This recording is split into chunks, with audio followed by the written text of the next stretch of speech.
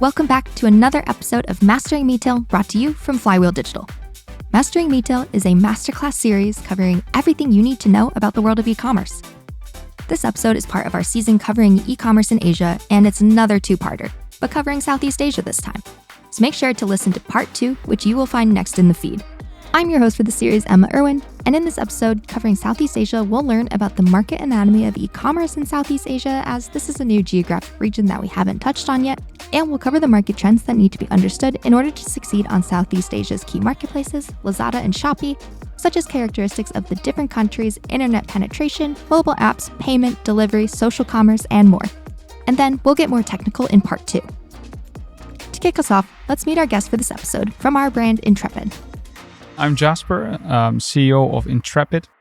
Intrepid is based all across Southeast Asia. Company started in 2017 in Vietnam, but headquarter has been in Singapore since 2018 because Singapore acts as sort of a hub for Southeast Asia, where most of the brands and most of the e-commerce marketplaces have their regional headquarters. So that's a natural fit for us. And what does Intrepid, it's kind of hard to describe what a company does in one sentence, but what does Intrepid do? Intrepid is a so-called e-commerce enabler, as it's called in Asia. And we support brands with navigating, I would say, the omni-channel e-commerce landscape in Southeast Asia.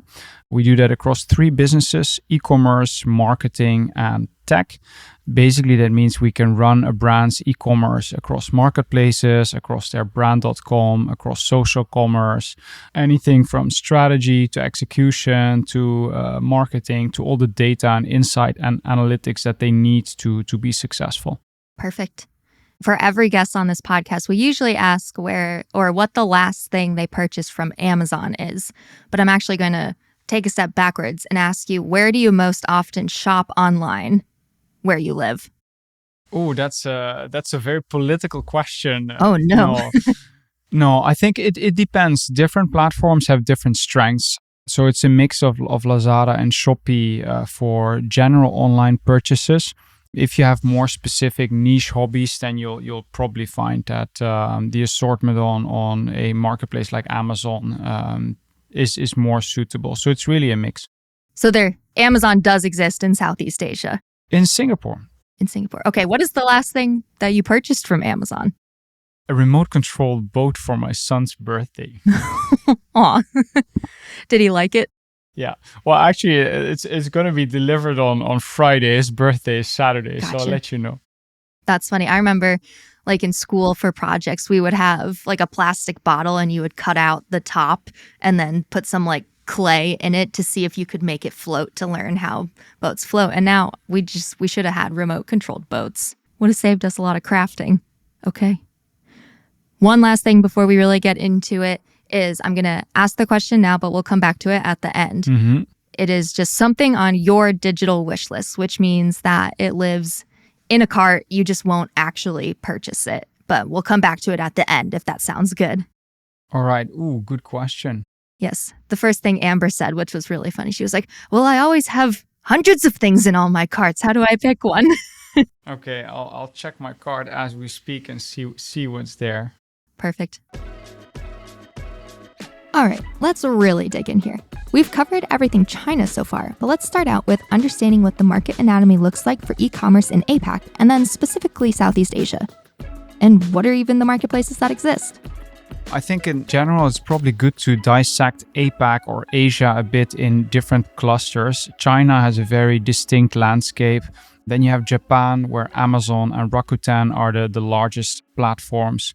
Korea, which is unique in terms of a very homegrown ecosystem, both marketplaces plus also search and social apps.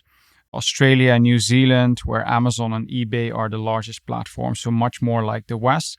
And Southeast Asia, where Lazada and Shopee are the 2 largest marketplaces, but your Google, Facebook, etc. is much like the rest of the world. Also very different geographies in terms of metrics like GDP per capita, what consumers care about, things like that. and growth. So Southeast Asia is a fairly rapidly growing region, around 600 million people in the 6 countries where Lazada and Shopee are active, with some countries classified as developing, but in general still high GDP growth, which makes it a very dynamic and interesting region. So it's 6 countries, 4 languages, Singapore, Malaysia, Thailand, Indonesia, Vietnam, and the Philippines. That's where most of the e-commerce efforts focus in Southeast Asia. And Lazada and Shopee are present in all 6 countries. Then you have Tiki also in Vietnam. You have Tokopedia also in Indonesia. And then there's a host of other marketplaces or social or e-commerce channels in the different countries. So it's really an omni-channel environment, which makes it quite challenging for brands to navigate and maintain a presence there everywhere. Quite interesting to know is that a lot of these key marketplaces are fully or partially owned by Chinese players. Alibaba and Tencent, either directly or through intermediaries, control most of the e-commerce players in Southeast Asia. So also the marketplaces really follow the Chinese model, are very like Tmall. Interesting. Do you think if they weren't kind of backed by China, would they be any different? Or does like the Southeast Asian consumer behave in a way that it makes sense that they're backed by China and operate similarly? Yeah, I think it does make sense. There's a couple of underlying digital trends which are quite similar in Southeast Asia versus China, which are probably different from Europe or from the US. Jasper mentioned digital trends, which we'll get to in a bit. I first wanted to know how those big factors such as GDP and internet penetration look across the 6 different countries of Southeast Asia, and how these elements might impact e-commerce in these countries differently.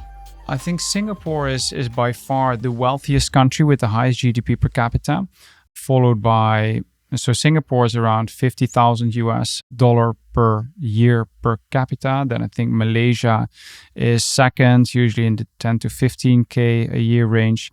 Thailand, which is around half that, and Indonesia, Philippines, and Vietnam are around the $2,500, $3,000 a year range, so much lower on average.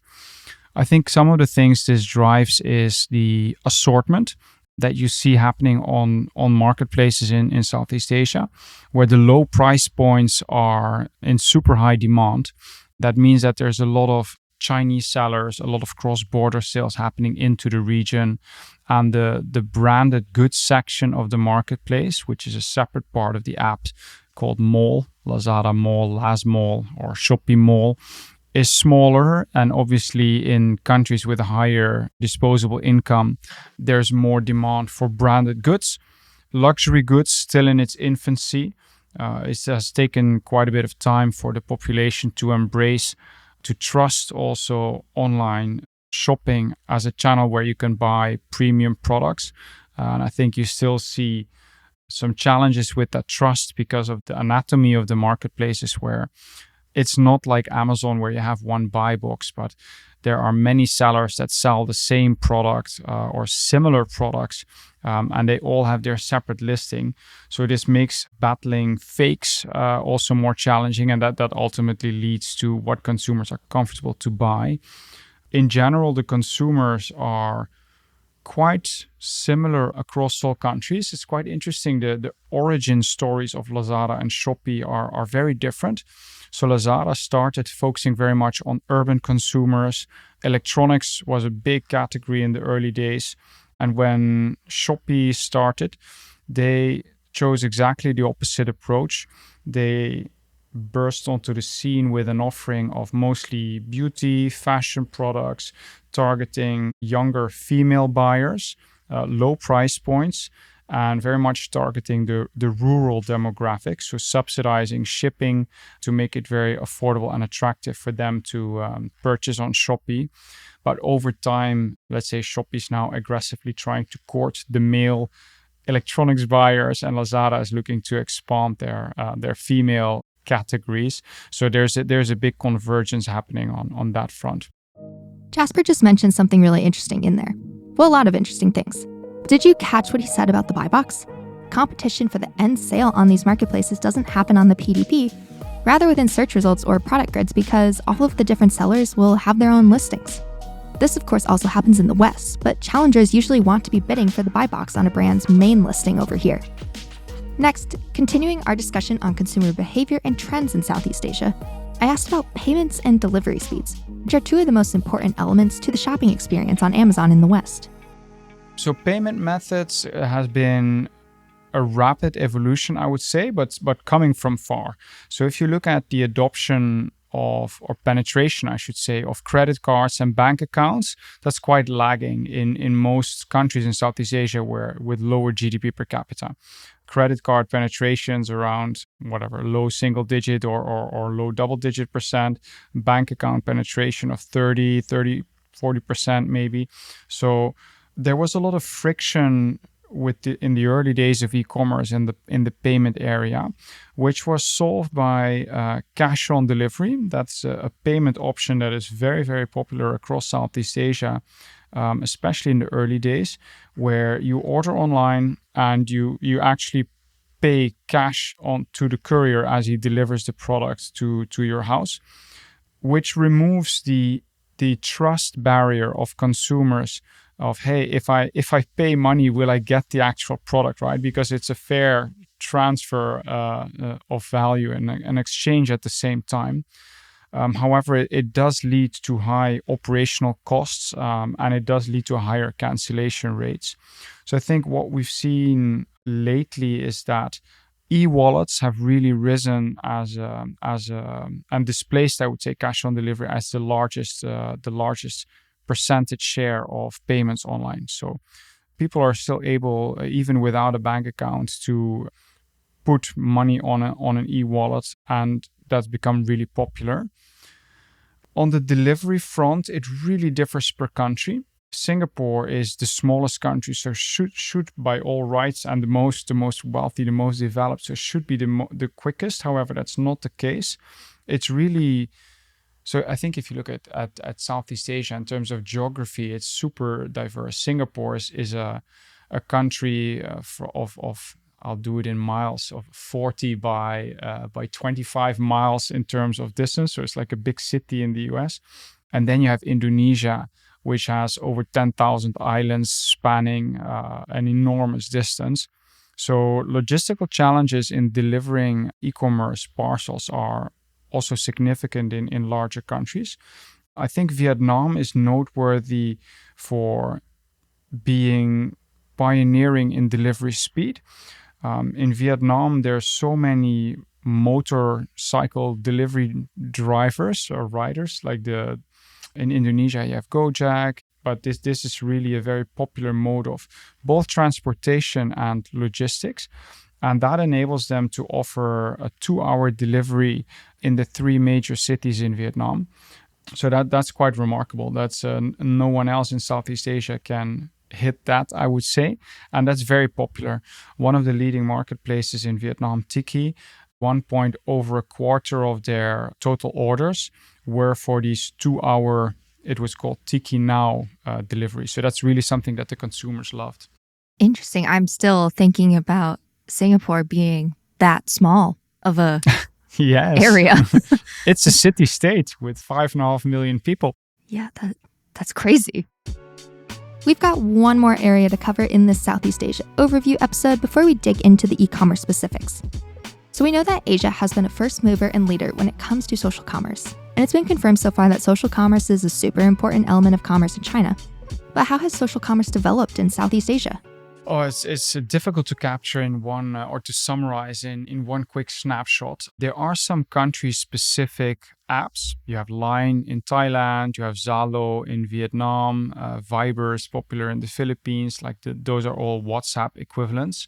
I think social commerce for us, we would categorize in 2 buckets. One is conversational commerce, and that is basically Facebook Messenger, Instagram, all the different regular social media channels where through partners we can offer a chat-based checkout and shopping experience. So Instagram, you see something, you engage into, you click on an ad, you engage in a chat dialogue, etc. So that's one. But it's obviously a bit more clunky because those platforms are primarily designed to entertain, to engage, and not to serve as a shopping checkout. I think a lot of noise lately about TikTok in also in the US, quite a sensitive political topic between China and the US. In Southeast Asia, TikTok is incredibly popular and going through a meteoric rise. And the interesting thing about TikTok is that in terms of shopping experience, they've built... So there's for a long time already, there's been this convergence between e-commerce and social, right? Where social is trying to implement more shopping elements, Facebook shopping, etc., or Facebook Marketplace. If I look at least marketplaces in the East, they have a ton of entertainment and social features. More about that later. But TikTok is really like a new platform, which was conceived from the beginning to straddle both worlds, e-commerce and social. So it's a social stream with a built-in native shopping environment. And it's really amazing. In countries like Vietnam, people are using TikTok to search for which restaurant they're going for dinner, are using it to figure out things like this. What we see is that it's not really cannibalizing the existing marketplaces, maybe only in ad spend, but it's a fundamentally different consumer journey, right? If I'm looking to buy something, I will open a traditional e-commerce app.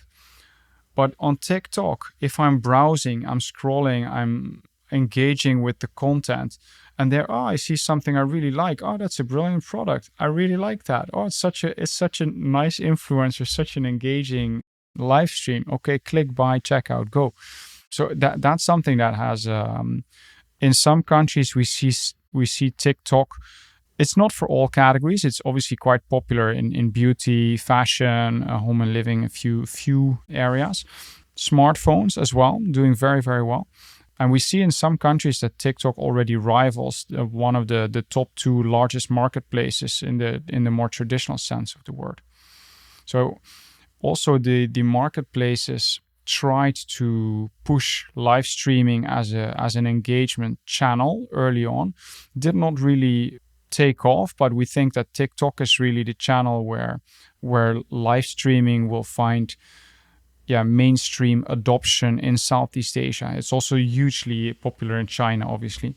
Interesting. I'm learning more and more about TikTok and all of, because for China, we covered Douyin and how that from day one, because I was talking about how TikTok over here, they don't really have that like native e-commerce experience. I do believe they're building it out, but also consumers in the US and probably partially Europe as well just don't go to social yet to kind of really discover products and actually make a purchase. You still see a TikTok and then go look and see if you can get like a better deal on something or find it on Amazon for cheaper. That's kind of how we go about things. But it's interesting that TikTok in Southeast Asia does have the e-commerce capabilities built in, and it's been successful. And brands over here are just now really thinking about ramping up ad spend in terms of TikTok and other social platforms, where I'm sure that's more established in Southeast Asia.